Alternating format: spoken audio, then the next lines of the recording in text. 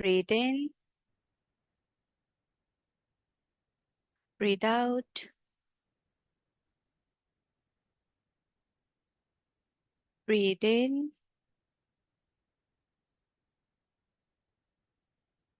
breathe out.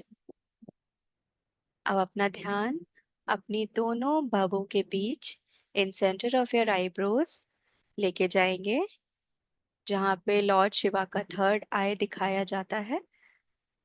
अपना ध्यान वहां पे लेके जाएंगे। बहुत ज्यादा स्ट्रेच करने की कोशिश मत कीजिएगा, बस हल्का सा अवेयरनेस लेकर जाइए अपने दोनों भवों के बीचों बीच। और महसूस करें कि लॉर्ड कृष्णा, भगवान कृष्ण आज खुद आपको भगवत गीता समझा रहे हैं। तो आप अर्जुन के रूप में हैं और कृष्ण आपको भगवत गीता समझा रहे हैं, जो समझने की आपको जरूरत है। महसूस करें लॉर्ड कृष्णा। आप इमेजिन भी कर सकते हैं, विजुलाइज कर सकते हैं, और नहीं तो सिर्फ एक ऊर्जा के रूप में आप महसूस करें दोनों भवों के बीचों बीच।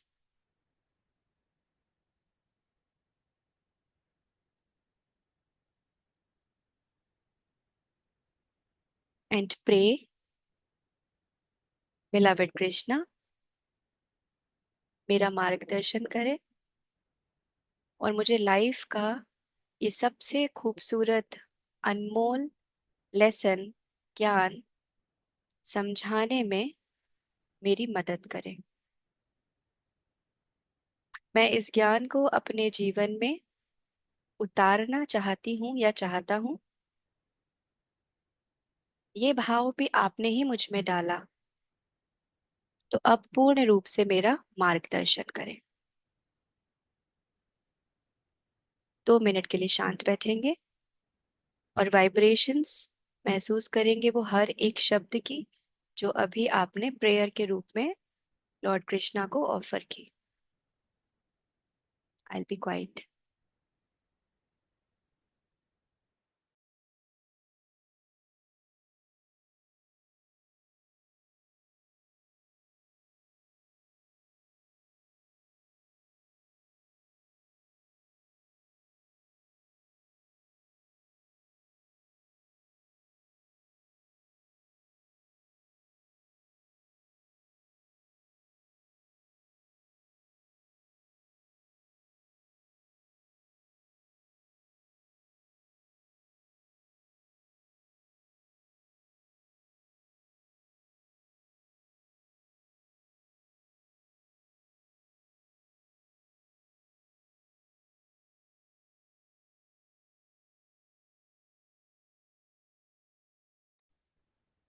धीरे से ग्रैटिट्यूड शो करते हुए, धन्यवाद करते हुए, दोनों हाथों की हथेलियां आपस में रख लेंगे, आंखों पे और चेहरे पे लगाएंगे और धीरे से अपनी आंखों को खोलेंगे।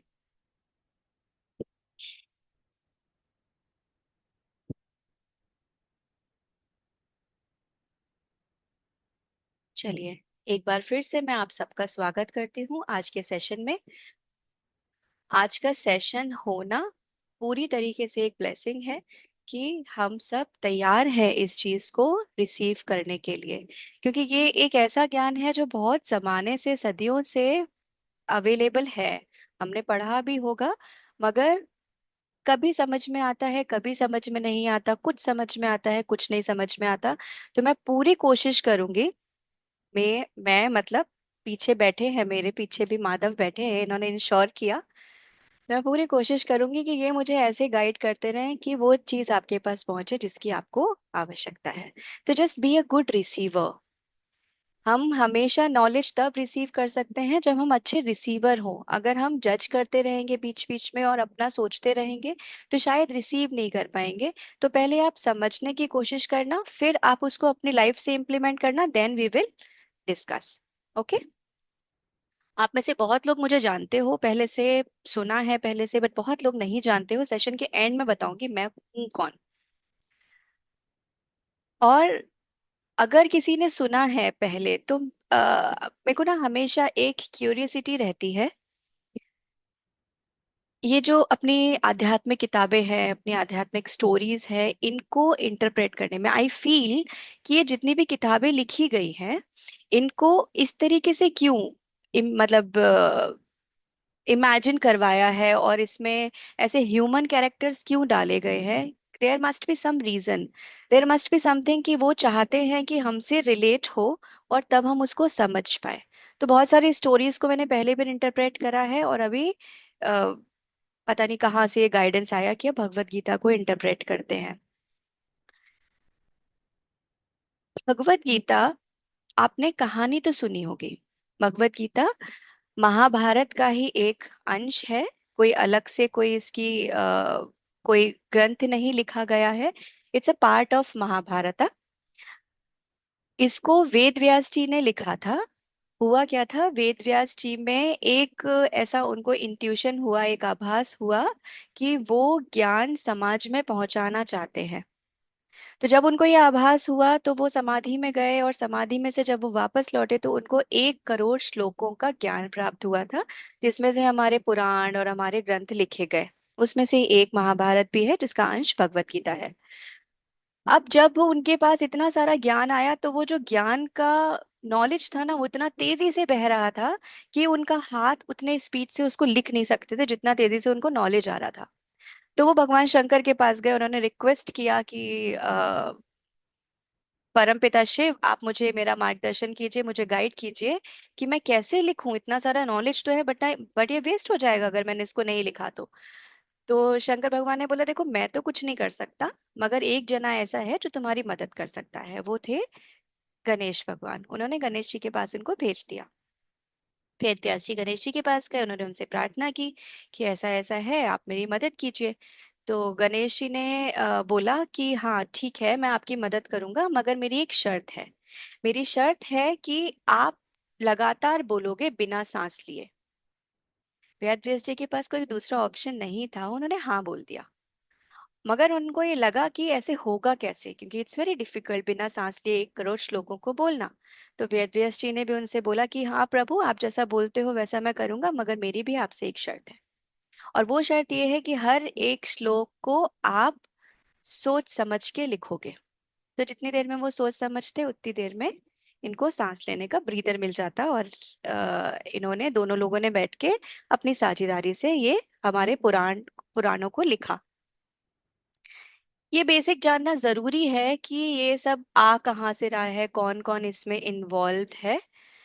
फिर उसके बाद इसके जो मुख्य पात्र हैं उनको मैं धीरे धीरे करके कोशिश करूंगी आपको समझाने की, जिससे कि आप इसको अपनी लाइफ से रिलेट कर पाओ। तो इसको एकदम ज्ञान जैसे मत लेना, रिलेट करते जाना। महाभारत की कहानी बताए। महाभारत की कहानी में क्या हुआ था कि दो भाई थे, धृतराष्ट्र और पांडु। और दोनों भाई का बेसिक उनका जो झगड़ा था वो राजगद्दी का था। धृतराष्ट्र छोटे भाई थे, बड़े भाई थे पांडु, बट पांडु की अपनी उम्र के पहले उनकी डेथ हो गई थी। और पहले का जो राजगद्दी हुआ करती थी वो ऐसे ही होती थी, बड़े भाई को मिलती थी, और बड़े भाई से के जो बच्चे होते थे उनमें जो बड़ा बच्चा होता था उसको मिलती थी। बट क्योंकि पांडु की डेथ पहले हो गई, तो धृतराष्ट्र जी को बोला गया कि आप इसको संभालो जब तक कि पांडव बड़े नहीं हो जाते। धृतराष्ट्र जी का राज्याभिषेक नहीं हुआ था, मगर फिर भी वो गद्दी को संभाल रहे थे। बट जब इनके दोनों के बच्चे बड़े होने लगे तो फिर ये फाइट सामने आया। और धृतराष्ट्र और गांधारी के पुत्र थे कौरव, और पांडु और कुंती के पुत्र थे पांडव। अब ये बड़े हो रहे थे तो इन लोगों का झगड़ा शुरू हुआ कि नहीं, गद्दी पे कौन बैठेगा। तो कौरवों ने बनते कोशिश सारी ऐसी कोशिश करी, ये लोग चले जाएं, मर जाएं, खत्म हो जाए, इनका अस्तित्व खत्म हो जाए, जिससे कि गद्दी हमको मिल जाए। और इस बीच में जो आपने कहानियां सुनी, क्योंकि सारी कहानी तो मैं नहीं बता सकती, आपने सुनी होगी या फिर आप पढ़ सकते हो, देख सकते हो, स्टार प्लस पे भी अवेलेबल है, यूट्यूब पे भी है कि कहानी क्या थी। मगर अब इसको समझने की कोशिश करते हैं कि महाभारत को करने की जरूरत थी क्या। तो हुआ क्या था कि जब ये सब चल रहा था, इन लोगों का झगड़ा चल रहा था, उसी बीच में कहानी इतनी ज्यादा बिगड़ गई। जब द्रौपदी का चीर हरण हुआ था, कहानी इतनी कॉम्प्लिकेटेड हो गई कि महाभारत का होना तो निश्चित था। जब महाभारत का होना निश्चित भी हो गया, तो फिर ये लोग दोनों, दुर्योधन यानी कौरव का बड़ा पुत्र, और इधर युधिष्ठिर, सॉरी अर्जुन, ये दोनों गए कृष्ण भगवान के पास और दे हैव रिक्वेस्टेड कि आप हमारे साथ आ जाओ। तो हुआ क्या कि कृष्ण भगवान वहां पे लेटे हुए थे, और अर्जुन उनके पैरों की तरफ जाके बैठ गए, और दुर्योधन उनके सर के पास जाकर जहां वो बैठे थे वहां बैठ गए। तो जब कृष्ण भगवान की आंखें खुली तो अर्जुन सामने बैठे हुए थे, और दुर्योधन उनके बाजू में बैठे हुए थे। तो कृष्ण भगवान ने पहले उनको मौका दिया, अर्जुन को, कि ठीक है तुम बताओ तुम्हें क्या चाहिए। तो कृष्ण भगवान ने एक चीज डिक्लेयर कर दी थी कि मैं दो तरीके से अवेलेबल हो सकता हूँ, या तो मेरी सेना और या फिर मैं खुद, मगर मैं युद्ध नहीं करूंगा, क्योंकि अगर कृष्ण भगवान युद्ध करते तो खत्म ही हो जाता, सब कुछ कुछ करना ही नहीं पड़ता। तो अर्जुन ने कृष्ण भगवान को मांग लिया, and Duryodhan was very happy कि चलो हमको तो पूरी सेना मिल गई। मगर कृष्ण भगवान ये बोल चुके थे कि मैं युद्ध नहीं करूंगा। अब कृष्ण भगवान पांडवों के साथ एक फ्रेंड के जैसा, एक भाई के जैसा, एक गुरु के जैसा, उनके साथ उन्होंने पूरे युद्ध में उनका सारथी बनकर उनकी मदद की। युद्ध में कृष्ण हमारे जीवन में क्या इंपॉर्टेंस रखते हैं, हु इज कृष्णा, कृष्णा कौन है, अगर हम इसको अब अपनी लाइफ से, आपको एक बेसिक स्ट्रक्चर पता चल गया। अब कृष्णा इतना इंपॉर्टेंट कैरेक्टर हमारी लाइफ में कहाँ है, क्योंकि महाभारत जो जो हमने किताब में पढ़ी है ना, वो बेसिकली हर पल हमारे अंदर घट रही है। कई बार ऐसा होता है हमारा मन में, हम डिलाइमा स्टेट में चले जाते हैं, हम डिसीजन नहीं ले पाते, हम कंफ्यूज हो जाते हैं, समझ नहीं आता क्या करें क्या नहीं करें, दिमाग कुछ और बोल रहा होता है, दिल कुछ और बोल रहा होता है। उसको बोलते हैं महाभारत, जो यहाँ बैठे हर एक सदस्य के अंदर पल पल घटती है। अब इस महाभारत में कृष्ण भगवान कौन है? तो कृष्ण भगवान है purest consciousness.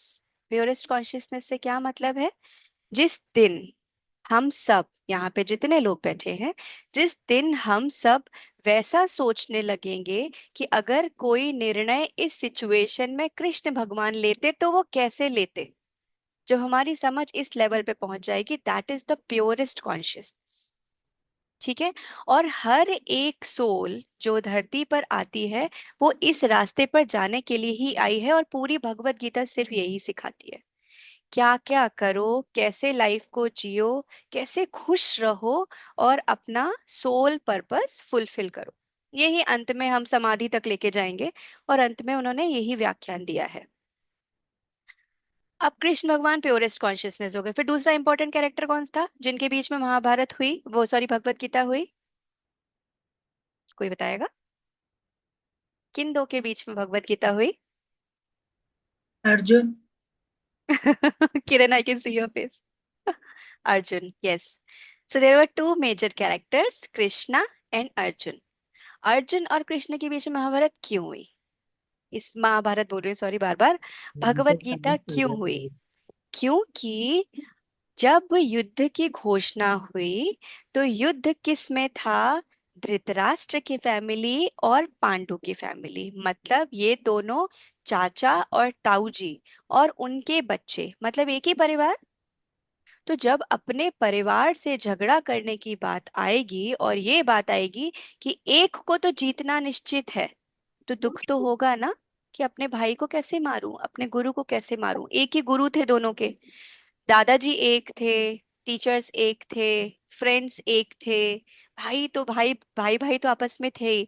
So Arjun was very upset, very upset, and he was like कि नहीं, माधव, माधव बोलते थे वो कृष्ण भगवान को, माधव मैं तो ये युद्ध नहीं कर सकता, मेरे हाथ पैर कांप रहे हैं, मेरा गांडीव गिर गया है। गांडीव उनका अस्त्र था।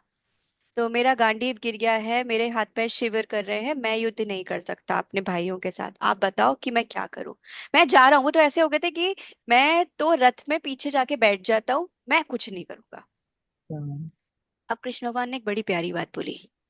ये बात जब मैंने सुनी थी ना, तो मेरे खुद के भी गूज बम्स आ गए थे। कृष्ण भगवान ने बोला कि अर्जुन, तुमको ये युद्ध करने के लिए मैंने चुना है। अगर तुम युद्ध नहीं करोगे ना, ये चुटकियों में मैं सब खत्म कर सकता हूँ। इसका मतलब ये है, जहां जहां बुराई होगी, जो हमारे सुप्रीम एनर्जीज है, जो भगवान हमारे लाइफ में है, वो चुटकियों में हर चीज खत्म कर सकते हैं। तो यहाँ पे किसी कैरेक्टर की बात नहीं हो रही है, यहाँ पे दोष और क्वालिटीज, यहाँ पे खराबियां और अच्छाइयों की बात हो रही है। ठीक है। तो अर्जुन जब बहुत डिसअपॉइंटिंग थे, बहुत दुखी थे, उसके बीच में पूरी गीता घटी है। गीता वो है जो कृष्ण भगवान ने उनको समझाया कि देखो मैं तो खत्म कर सकता हूँ, बट मैंने तुम्हें इसलिए चुना है क्योंकि ये लेसन समाज के पास पहुंचाना बहुत जरूरी है। तो सारा खेल समाज के पास लेसन पहुंचाने का ही है। वेद व्यास जी ने जो लिखा, वो इसलिए लिखा क्योंकि जो ज्ञान उनको आया वो समाज के पास पहुंचाने की जरूरत थी। कृष्ण भगवान भी वही बोल रहे हैं। एग्जाम्पल सेट करने पड़ते हैं ना। अब कोई टीचर है स्कूल में, अब आप टीचर हो और अलग अलग तरीके के बच्चे हैं। कुछ बच्चे बहुत अच्छे हैं, कुछ बच्चे बदमाश हैं। मगर आप क्या करोगे, आपके लिए सारे बच्चे सेम हैं। बट कई बार किसी बच्चे को पनिश करना पड़ता है, इसलिए जिससे कि एग्जाम्पल सेट हो जाए कि ये काम करना ठीक नहीं है। ठीक नहीं है किसके लिए? उसके खुद के लिए। झूठ बोलना, झूठ बोलना ठीक है, झूठ बोलना ठीक नहीं है। सबकी अलग अलग परिभाषा है कि मैंने तो झूठ बोला उसकी भलाई के लिए, मैंने झूठ बोला खुद की भलाई के लिए। तो जो भी काम किसी को नुकसान पहुंचाने के इंटेंशन से होता है, वो काम ठीक नहीं है। और जो भी काम किसी की भलाई की इंटेंशन से होता है, वो काम हमेशा ठीक है। सिंपल सा लॉजिक है एक, इसी पे लिखी गई है ये कहानी। तो कृष्ण भगवान इज प्योरेस्ट कॉन्शियसनेस, अर्जुन हम सब, जिसके अंदर वो महाभारत चलती है, जो बार बार कंफ्यूज हो जाता है, बार बार घबराता है, अरे यार मेरे साथ फिर से ऐसा क्यों हो रहा है, ऐसा क्यों करते हैं लोग मेरे साथ, मैं डिजर्व तो ये करती हूँ बट मुझे कभी मिलता ही नहीं। ऐसी टेंशन्स होती है ना बार बार लाइफ में। हमारी लाइफ की परेशानी ही सारी यही है। और दूसरा, हमारी लाइफ में जितना दुख दर्द है वो अपनों से ही है। इंसान पड़ोसी से कभी दुखी होता है? इंसान खुद से दुखी होता है।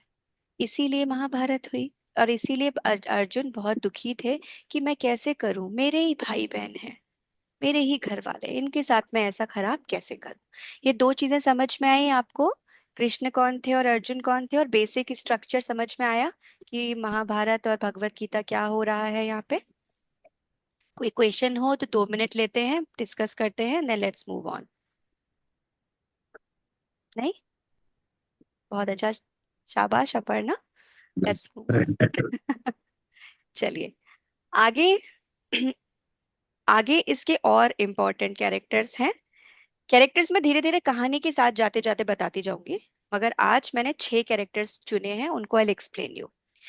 कहानी के शुरुआत में मैंने दो नाम का जिक्र किया, धृतराष्ट्र और पांडु। ठीक है, कहानी इनसे शुरू हुई है। अब ये दोनों मोस्ट इंपॉर्टेंट कैरेक्टर है। धृतराष्ट्र और पांडु दो सगे भाई थे। धृतराष्ट्र कौन है? जो अज्ञानी है। धृतराष्ट्र को अंधा दिखाया गया है कहानी में, उनको दिखाई नहीं देता, और बचपन से ही उनको दिखाई नहीं देता।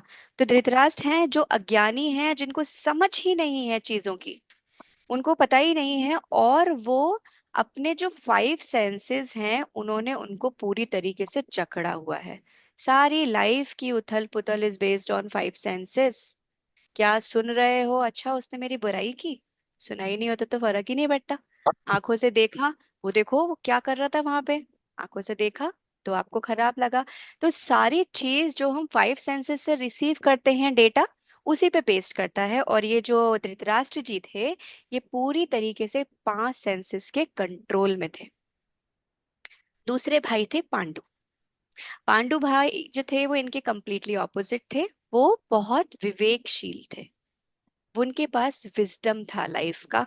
मगर अनफॉर्चुनेटली उनको एक, ही वॉज कर्स्ड, उनको एक ऋषि ने कर्ज किया था कि अगर वो किसी भी फीमेल के कांटेक्ट में जाएंगे तो उनकी मृत्यु हो जाएगी। और जो पांडु थे उनकी दो वाइफ थी, एक थी कुंती और एक थी माद्री। और धृतराष्ट्र की एक वाइफ थी, उनका नाम था गांधारी। गांधारी को जो दिखाया गया है, गांधारी की जब शादी हुई थी तो उन्होंने देखा कि उनके पति को दिखाई नहीं देता, तो उन्होंने अपनी आंखों पे पट्टी बांध ली। अब ये कौन सा कैरेक्टर हो गया? सामने जानबूझ के चीजों को इग्नोर कर देने वाला। है ना, होता है ना कई बार ऐसा। स्पेशली मैं तो मतलब मैं तो खुद ही मदर हूँ, बट मैं ये एग्जांपल देती हूँ कि कई बार माँ ऐसा करती है। पापा लोग स्ट्रिक्ट होते हैं, बट मम्मा क्या करते हैं कि अपने बच्चों की गलतियों को ढक देते हैं कि नहीं नहीं इसने नहीं किया, दो बच्चे झगड़ा कर रहे हैं, आपका बच्चा भी इन्वॉल्व था, बट वो बोले कि नहीं नहीं उसकी ही गलती थी, इसकी गलती थी ही नहीं। उससे क्या होता है, बच्चे को नुकसान पहुंचता है। और ऐसे बहुत सारे एग्जाम्पल हमारे खुद के साथ भी है। हम अपनी चीजों को भी नजरअंदाज कर देते हैं। मैं हमेशा बोलती हूँ, be honest to yourself. हम सच बोल रहे हैं, झूठ बोल रहे हैं, गलत कर रहे हैं, सही कर रहे हैं, ये हमारा दिल हमको बताता है। You will feel something is here, या ठीक नहीं है, मगर फिर भी हम कर देते हैं। तो जो वो फीलिंग आई ना, नहीं यार ठीक नहीं है, ये अगर गांधारी की आंखें खुली होती तो वो उस पे कुछ कर पाती, बट क्योंकि उन्होंने पट्टी बांध ली है इसलिए वो उस पे वही काम करती कि नहीं नहीं कुछ है ही नहीं। जैसे ऑस्ट्रिच क्या करता है, ऑस्ट्रिच क्या करता है, ऑस्ट्रिच को जब दिखता है कि खतरा है वो आंखें बंद कर लेता है। अरे खतरा थोड़ी ना चला जाएगा, तुमने आंखें बंद कर ली, मगर उसका कैरेक्टर ऐसा है, वो डर के अपनी आंखें बंद कर लेता है। देखूंगा ही नहीं तो पता ही चलेगा, बट चीज नहीं बदलती। तो ये थी गांधारी। अब आप सोचो, एक पिता जो पूरी तरीके से सेंसेस के कंट्रोल में है, माता जी जो सब कुछ देखकर भी अनदेखा कर रही हैं, उनके बच्चे कैसे पैदा हो, क्या होगा? वो गलतियों को ढकते जाएंगे, उनके बच्चों में अहंकार भी आएगा, उनके बच्चों में जेलस भी आएगा, उनके बच्चों में घृणा भी आएगी, उनके बच्चों में क्रोध भी आएगा, क्योंकि उनको बताने समझाने वाला कोई है ही नहीं। तो जो चीज डेवलप हो रही है वो होती जा रही है। हम अपने बच्चों को सिखाते हैं ना, जेलस जैसे जेलस जेलस हुआ, गुस्सा हुआ, ये सब चीजें अपने आप आती हैं। इमोशन बच्चे अपने आप डेवलप करते हैं, आते हैं, मगर हम उसको कंट्रोल तो नहीं कर सकते। मगर हम बच्चों को गाइड करते जाते हैं, बेटा देखो, तुम झूठ बोलोगे ना तो तुम्हारे लिए अच्छा नहीं है। तुम गुस्सा करोगे ना, अगर अननेसेसरीली किसी को गुस्सा करोगे, जाके मार के आ जाओगे, तुम्हारे लिए अच्छा नहीं है। तुम बहुत ज्यादा क्रोध करोगे, तुम्हारे लिए अच्छा नहीं है। तुम किसी से ईर्ष्या करोगे, उससे जेलस करोगे, तुम्हारे लिए अच्छा नहीं है, क्योंकि तुम ग्रो नहीं कर पाओगे, तुम बार बार डिसअपॉइंटेड होगे। है ना? तो ये हम बच्चों को सिखाते जरूर है, बाकी उनकी अपनी सोल जर्नी, हमारी अपनी सोल जर्नी। हमारा काम क्या है? सिर्फ सिखाना। सेम चीज ईश्वर का भी सिर्फ यही काम है, हमको रास्ता बताना। वो अलग अलग फॉर्म में आकर हमारे सामने सिचुएशंस क्रिएट करते हैं, हमको रास्ता सिखाने की कोशिश करते हैं। सीखना ना सीखना हमारे ऊपर है, क्योंकि उन्होंने हमको फ्री विल दिया है। अब ये कैसे समझ में आएगा कि हमको रास्ता वो दिखा भी रहे हैं कि किसी और को दिखा रहे हैं, मुझे तो दिखाई नहीं रहे? एग्जाम्पल, एग्जाम्पल के तौर पे, घर में झगड़ा होना इट्स नॉर्मल। हस्बैंड वाइफ का एग्जाम्पल ले लेते हैं, which is very common. Husband wife के बीच में झगड़ा होता है। अब उस झगड़े में एक जना शायद डोमिनेट करने लगता है और एक जना सप्रेस करने लगता है। ये उन्होंने चुना, उन्होंने अपने अपने ट्रेड्स के हिसाब से ये रास्ता चुन लिया कि हम ऐसे जिएंगे। मगर जो सप्रेस कर रहा है, क्या सप्रेशन इज द सॉल्यूशन? और या फिर उस चीज को ये समझना कि यार मेरे साथ ये क्यों हो रहा है, why the similar kind of pattern is coming again and again. जिसको ये आभास हो जाता है कि similar type of pattern is coming again and again, वो इंसान अपने ऊपर काम करना शुरू करता है। वो कोशिश करता है, करूं क्या, ये मेरे साथ हो रहा है, अब इसमें मैं कैसे खुद के ऊपर काम करूं जो मुझे इस चीज का इम्पैक्ट ना हो। तो जब वो खुद पे काम करेगा तो शायद अपने गुस्सा उसका छूट जाए, उसका ईगो उसका छूट जाए। वो चीजों को हमेशा सोचे कि there is someone else, there is some supreme energy who is driving my relationship, ये समझ आ जाए। और ऐसे बहुत सारे चेंजेस, पेशेंस डेवलप हो जाए, अनकंडीशनल लव आ जाए, डिटैचमेंट आने लगे, देयर मल्टीपल चीजें जो आपके अंदर धीरे धीरे करके ग्रो होने लगेंगी। अगर आप ऐसा नहीं कर, आप नहीं मतलब जिसके साथ भी ऐसा हो रहा है, अगर हम लेसन्स नहीं समझने की कोशिश करते, तो छोटी सिचुएशन पहले आएगी, फिर थोड़ी बड़ी आएगी। जैसे मम्मा ने बोला झूठ नहीं बोलना, पहले उसने प्यार से समझाया, फिर थोड़ा स्ट्रिक्टली समझाया, फिर थप्पड़ मारा, फिर पनिश किया। ऐसे ही हमारे लेवल्स भी बढ़ते जाते हैं सिमिलर टाइप की सिचुएशंस में। ठीक है? तो भगवान और मम्मी पापा को कनेक्ट कर दो, तो ज्यादा अच्छे से समझ पाओगे सारी चीजें कि हमारे साथ ये हो रहा है तो क्यों हो रहा है। तो हमारे दो कैरेक्टर्स, मैंने चार कैरेक्टर्स आपको एक्सप्लेन किए। कृष्णा प्योरेस्ट कॉन्शियसनेस, अर्जुन हम सब, धृतराष्ट्र जो कंप्लीटली अपने फाइव सेंसेस के कंट्रोल में है, गांधा और उनको दिखाई नहीं देता, अज्ञानी है। गांधारी जो जानने के बावजूद उन्होंने अपनी आंखें बंद करके रखी हुई हैं, और मतलब full, she is completely filled with multiple desires. Desires भरी पड़ी है उनके अंदर, जिसमें हमेशा वो कभी सेटिस्फाइड नहीं होती। उनको हमेशा लगता है अच्छा ये कर लेती हूँ, अब ये कर लेती हूँ, अब ये कर लेती हूँ। जो हमारे साथ भी होता है कई बार, आप नोटिस करना। बहुत मेहनत करी एक प्रोजेक्ट को कंप्लीट करने में, मिल गया, फिर इतनी मेहनत करी थी कि जिस पल वो मिला ना तो बहुत खुशी नहीं हुई। अब अगला टारगेट आ गया कि अभी नेक्स्ट क्या, फिर वो भी हो गया, फिर आगे। तो सेटिस्फेक्शन नहीं आता, वी कीप चेजिंग, एक के बाद दूसरी, दूसरी के बाद तीसरी। तो ये चार कैरेक्टर। अब इसके बाद इधर आते हैं, वो है पांडु और कुंती। पांडु का जैसे मैंने बोला कि वो विजडम से भरे हुए थे, ही वॉज विवेकशील, उनके पास विवेक था, समझ थी, और गॉड्स ब्लेसिंग्स थी, he was connected with God. उनकी वाइफ थी कुंती और माद्री, दो वाइफ थी उनकी। और इनको जो मैंने बोला कि इनको कर्ज था कि इनके बच्चे शायद नहीं होंगे, क्योंकि जैसे ही वो किसी के कांटेक्ट में आएंगे उनकी डेथ हो जाएगी। अब जब पांडु ने आके अपने घर में इस बारे में चर्चा की कि ऐसी मुझे कर्ज मिल गया है, तो कुंती ने बोला कि उनके पास एक बहुत बड़ी ब्लेसिंग है, और वो ब्लेसिंग है कि उनको किसी ऋषि ने 5 मंत्र दिए थे, और उन मंत्र से के आवाहन से वो 5 देवताओं का आवाहन कर सकती है, और उनको 5 बच्चे मिल सकते हैं। तो पांडु को थोड़ी सी होप आई, और उन्होंने बोला कि ठीक है, तो तुम अपने इन मंत्रों का उपयोग करो। और कुंती ने अपने 3 मंत्रों का उपयोग करके 3 बच्चे उनके हुए। पहले थे धृतराष्ट्र, दूसरे थे अर्जुन, सॉरी भीम, और तीसरे थे अर्जुन। फिर उन्होंने बोला वो चाहते थे कि माद्री का भी एक बच्चा हो, तो उन्होंने एक मंत्र माद्री को दिया जो उनकी दूसरी वाइफ थी। और माद्री से फिर 2 ट्विंस हुए, नकुल और सहदेव। तो ये उनके 5 बच्चे थे, मगर मंत्र थे 5। एक मंत्र का उपयोग वो पहले ही शादी के पहले कर चुकी थी, सिर्फ चेक करने के लिए कि ब्लेसिंग उनको मिली है और वो सही है कि नहीं है। और उससे पैदा हुए थे कर्ण। कर्ण के बारे में आगे जिक्र आएगा, महाभारत में उनका भी बहुत इंपॉर्टेंट रोल था। मगर उनको ऐसा बताया गया है कि कर्ण को हमेशा छुपा के रखा था, ये डिस्क्राइब नहीं किया था कि कर्ण कुंती का ही पुत्र है, क्योंकि वो शादी के पहले ही हो गया था। ये कहानी थी। अब पांडु थे विवेकशील, कुंती कौन थी? कुंती थी इंसाइटफुल, प्रज्ञा जिनको हिंदी में बोलते हैं, इनसाइट था उनको। और माद्री थी हृदय, अनकंडीशनल लव एंड डिटैचमेंट। तो अब आप सोचो, जिसके पास नॉलेज है, जिसके पास अनकंडीशनल गिविंग वाला एटीट्यूड है, डिटैचमेंट है, और वो इंसाइटफुल है, उसके बच्चे कैसे पैदा होंगे? With many qualities. वो बच्चे थे 5 पांडव। अब पांडव में हमारे 5 बच्चे हैं पांडव, सुना होगा आपने। पहला बच्चा तो सबसे बड़ा बच्चा था, वो थे युधिष्ठिर। सेकंड बच्चा था भीम। तीसरे थे अर्जुन। फिर थे नकुल, और फिर थे सहदेव। ये पांचों जो है, इनको 5 एलिमेंट्स भी कहा गया है। आपको पता है ना, हम 5 एलिमेंट्स से हम मिलके बने हुए हैं, है ना? तो ये 5 एलिमेंट इज पांडवास। युधिष्ठिर को कहा गया है आकाश, यानी स्पेस, ईथर। भीम को कहा गया है वायु, वायु यानी एयर। अर्जुन को कहा गया है फायर, यानी अग्नि। Nakul is water, and Sahadev is पृथ्वी, मींस अर्थ। अब इनको, इनके ट्रेट्स को अपनी लाइफ से जोड़ते हैं।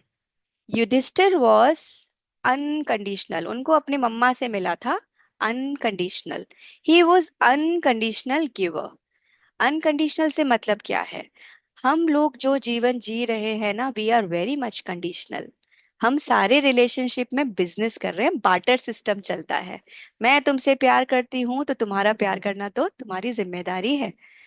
मैंने उसके लिए ऐसा किया तो ये मुझे पलट के ऐसा देगा। पर सारा सारा लाइफ का परेशानी इसी में आ जाता है, क्योंकि एक्सपेक्टेशंस आ जाती है।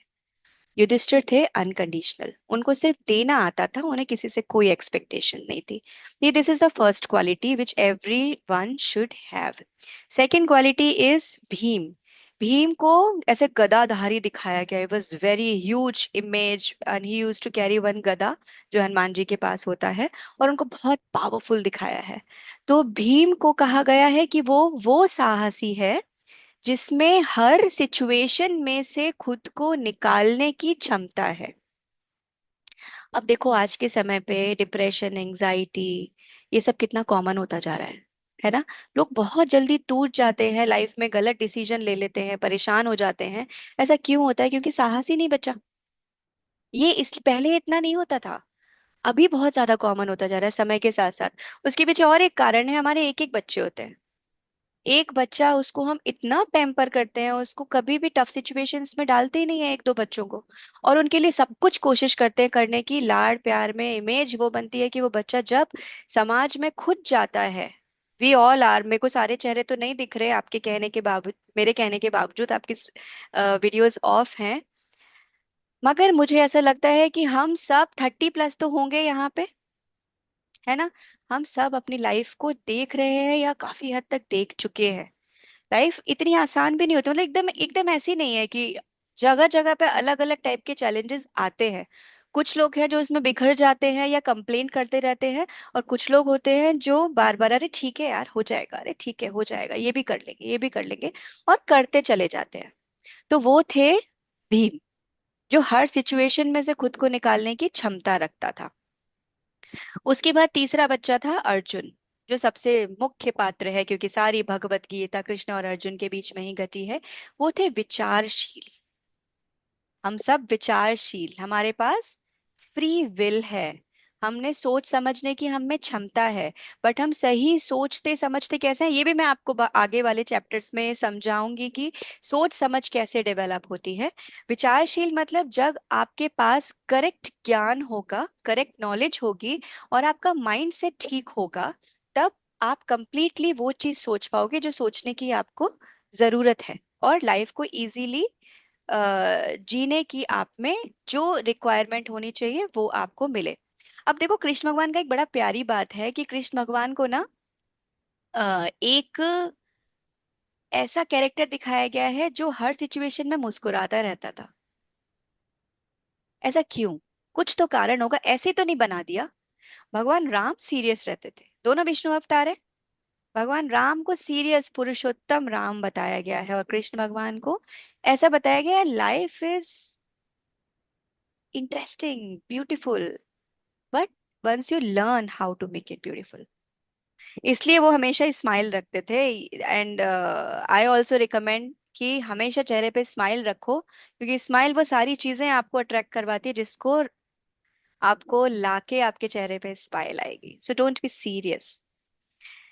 नाउ फोर्थ ब्रदर, जो दो ट्विंस थे उसमें एक भाई था नकुल, एक भाई था सहदेव। नकुल जो किसी सिचुएशन में घबराता नहीं था, अकुल, नकुल जो अकुलाता नहीं था। अकुलाना मतलब कुछ भी आ जाए, डरता नहीं था, घबराता नहीं था, स्थिर रहता था, बैलेंस्ड रहता था।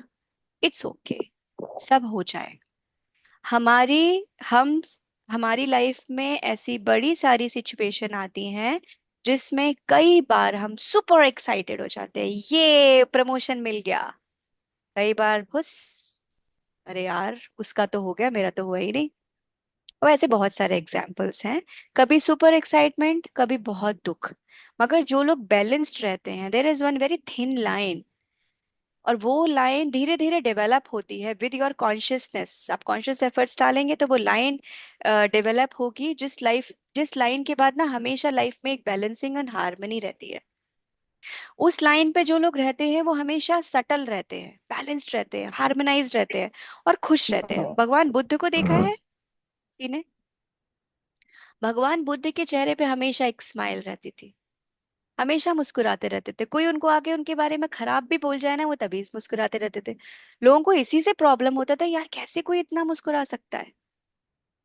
तो वो कब वो that is a development, it comes with the time. इसमें meditation plays a very important role. इसके विषय में भी हम चर्चा करेंगे। तो नकुल वो थे जो बैलेंस्ड रहते थे हर एक सिचुएशन में। सहदेव, सहदेव वो थे, नाम में क्या है, सहदेव, जो देवता गुरु के सानिध्य में रहते थे हमेशा। गुरु का बहुत इम्पोर्टेंट रोल बताया गया है। और गुरु मतलब वो ही नहीं जिसने सैफरन कलर का रोब पहना है और वो टीका लगाकर आपके सामने प्रवचन कर रहा है। दैट डजंट मीन गुरु।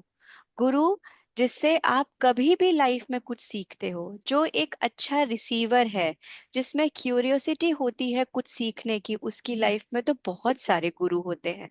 एक किताब भी है, मैनी लाइफ मैनी मास्टर्स, आप में से कई लोगों ने पढ़ी होगी। उस किताब के पीछे कहानी ही यही है कि बहुत सारे टीचर्स आते हैं हमारी लाइफ में, जगह जगह। और गुरु का मतलब ये नहीं कि उसको ब्लाइंडली फॉलो करना है। गुरु का मतलब ये है कि उसको आप अपनी लाइफ में रखो, और उससे जो आपको जरूरत है अच्छा लेने की, वो लो, बाकी छोड़ दो। होता क्या है कि लोग जब गुरु को ब्लाइंडली फॉलो करने लगते हैं ना, तो कई बार ऐसा भी होता है कि उसमें फिर बुराइयां भी दिखने लगती हैं, कि ये वाला तुम्हारा गुरु अच्छा नहीं है, मेरा गुरु अच्छा है। ऐसा कुछ नहीं होता। All gurus, all teachers are same. और कोई किसी को अगर ये जगह मिली है कि वो कोई ज्ञान पहुंचा सकता है, so this is also a blessing for that person and for us, कि उससे हमें कुछ तो मिल रहा है। आज बहुत सारे इंटरनेट पे अवेलेबल है, बहुत सारे लोग अलग अलग बातें कर रहे हैं। हमें कोई मतलब नहीं है कि वो पानी पूरी खा रहा है ठेले पे खड़े होके कि नहीं खा रहा है। वो अपने लाइफ में क्या जीवन जी रहा है, क्या फर्क पड़ता है। अगर वो 10 बातें अच्छी बोल के गया और उसने आपके जीवन में कोई बदलाव लाया, तो वो आपका गुरु है, and you should give respect to that person. एक बड़ी अच्छी रियल लाइफ स्टोरी है, हाँ, कि एक जो वो होते हैं ना, भागवत करते हैं, भागवत कथा कहते हैं। तो एक भागवत कथा वाले आचार्य जी थे, उनको पानी पूरी बहुत पसंद थी। और वो बेचारे ठेले पे खड़े होके पानी पूरी नहीं खा पाते थे। क्यों? क्योंकि दुनिया की नजर उन पर रहती थी। अभी आचार्य जी पानी पूरी खा रहे हैं तो अरे बताए आचार्य जी वहां पे खड़े होकर पानी पूरी खा रहे थे। अरे ऐसा क्यों इमेज बना दिया? He is also human, he got this responsibility that he can share his wisdom and intelligence with you, so let him also live as they.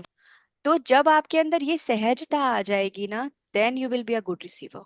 Don't be judgmental. ठीक है? तो कृष्ण भगवान यहाँ पे गुरु थे। कृष्ण भगवान की ये भी, ये कैरेक्टर भी एक्चुअली पहले मुझे भी समझ में नहीं आता था, but now I can relate, कि कृष्ण भगवान को दोस्त भी बताया है, भाई भी बताया है। द्रौपदी उनको दोस्त भाई मानती थी, और अर्जुन उनको फ्रेंड मानते थे। किसी के वो गुरु थे, किसी के वो टीचर थे।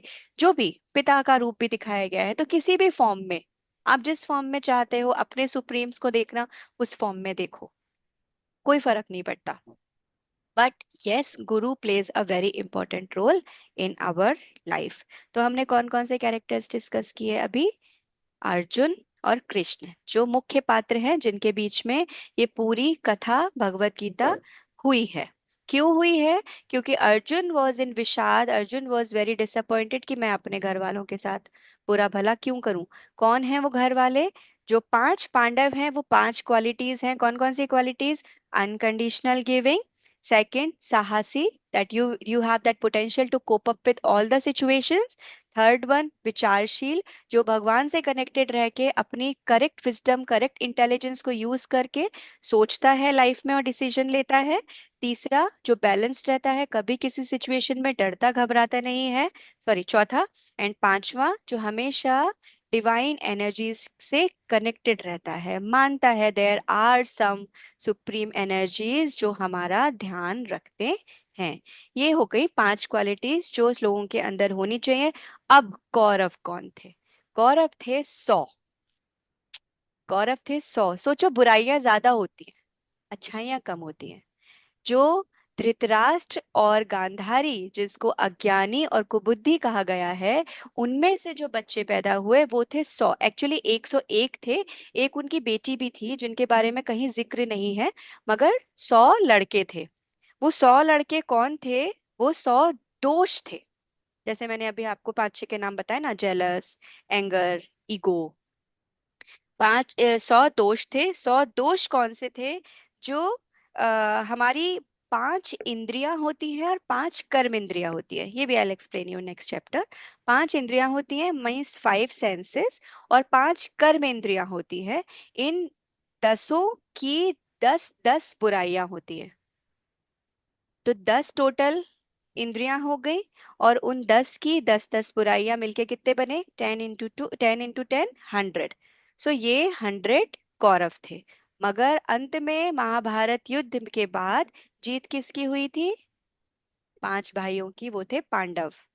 पांडव की जीत क्यों हुई? इसका मतलब ये है, बुराइयां चाहे कितनी भी हो, ये 5 अच्छाइयां आपको उस पे विजय हासिल कराएंगी ही कराएंगी। So being a human, being a soul, what we need to develop that these 5 qualities which we have discussed now. All right, any doubt, question? अब तो वीडियो ऑन कर लो। Aparna ji, हाँ जी Namita sir, ji. Namita ji. can you please repeat वो जो आपने 5 elements जो ये 5 brothers के नाम बताए, air, space, fire? Yes, yes, yes. So the first one, Yudhishthir. Yudhishthir को कहा गया है ether, space. Bhim was air, वायु। अर्जुन अग्नि यानी fire. Nakul water, and Sahadev पृथ्वी यानी अर्थ। ये वीडियो भी आने वाले कुछ समय में आई स्टार्ट अपलोडिंग। थोड़ा एडिटिंग में टाइम लगेगा, so you will get this data after some time. Okay, any other Just question? repeat one more time, please. Aparna, I wanted to ask you, ये जो आपने 100 कौरवास का बोला ना, 5 सेंसेस और 5 हाउ डिड यू हमारी काउंट? ओके, 5 ज्ञानेंद्रियां। कविता जी मुझे आप दिख नहीं रहे हो, पहले तो वीडियो ऑन करो। I am not properly it's dressed. Okay, it's okay, I am also not properly dressed. Yes, okay. So 5 हैं ज्ञानेंद्रियां और 5 हैं कर्मेंद्रियां। ओके, ये अगले चैप्टर में मैं आपको एक्सप्लेन करूंगी, क्योंकि अभी मैंने इसको टच किया तो it's a big vast topic. 5 ज्ञानेंद्रियां जिसके बारे में आपको पता है, ज्ञानेंद्रिय मतलब 5 सेंसेस जो हमारे हैं। 5 कर्मेंद्रियां जिनसे हम काम करते हैं, हाथ पैर, जो एक्सक्रीशन सिस्टम, ये सब, ये 5 कर्मेंद्रियों में आते हैं। इन सब के 10 दोष है। अच्छा, ओके। तो वो 10 × 10 अच्छा, 100, तो कौरव ओके। 100 दोष हुए हैं। So can you give an illustration, जैसे आइस का क्या दोष हो सकता है? I will give you, I will explain you. और ओके। और एक चीज और, I do not want to give you so many details, क्योंकि अगर मैंने आपको बहुत सारे डिटेल्स दे दिया तो फिर से इम्प्लीमेंटेशन रह जाएगा। मेरा ये वर्कशॉप का पूरा और पूरा टास्क यही है, जीवन में कुछ बदलाव आए। तो प्लीज सिर्फ नॉलेज सीख करने की कोशिश मत करो। उसके लिए आप बहुत सारी भगवत गीताएं पढ़ सकते हो, महाभारत देख सकते हो, किताबें पढ़ सकते हो। कोशिश करो वो लेने की जिससे लगे कि हाँ कुछ हो सकता है। तो 5 important Pandavas are more important, और उसके अगेंस्ट जो 5 ऐसी बड़ी बुराइयां हैं उनके बारे में आई एक्सप्लेन यू। मैं 100 के बारे में आपको डिस्क्रिप्शन नहीं दूंगी, आप गीता पढ़ लेना उसके लिए। ठीक है, so with before leaving the session we will have a 5 minutes meditation, then we will close. All of you, again relax yourself, close your eyes.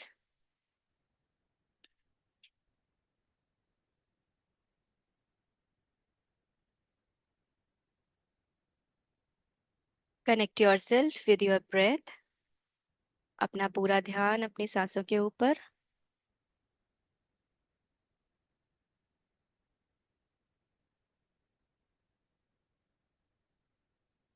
महसूस करें अपनी हर एक सांस जब वो आपके शरीर में नाक से होती हुई प्रवेश कर रही है।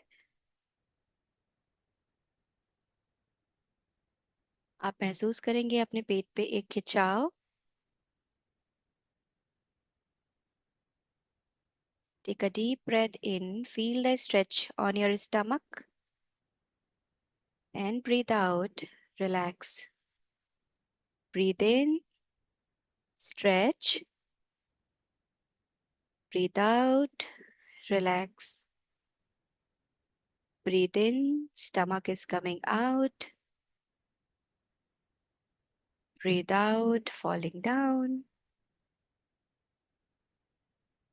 Breathe in, coming out. Breathe out, falling down. Breathe in, out. Breathe out, falling down. Do it on your own 3 times. I'll be quiet. Whole awareness on your breath. You can keep gentle palm on your stomach and just be aware with that movement of your stomach. It's coming out and falling down. Coming out and falling down. Do it on your own.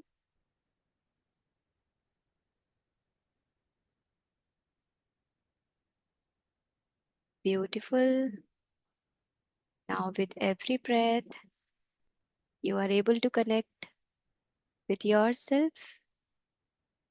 with your purest form, with your purest consciousness.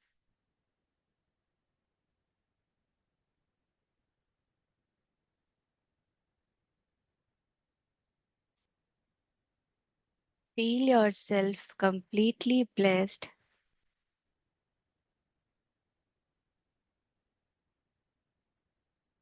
as you are, guided by Lord Krishna at this moment.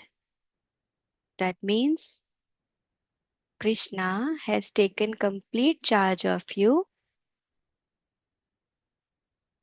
and now he will show you direction,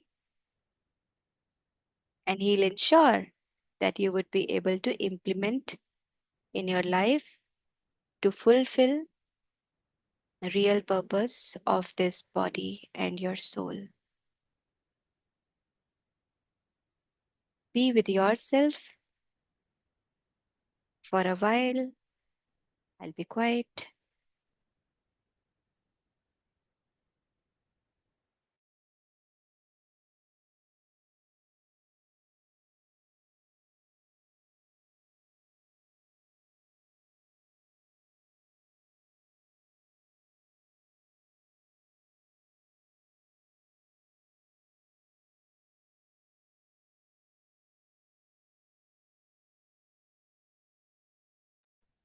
Now you can come back, rub your both palms, keep it on your eyes, cover your face, and come back.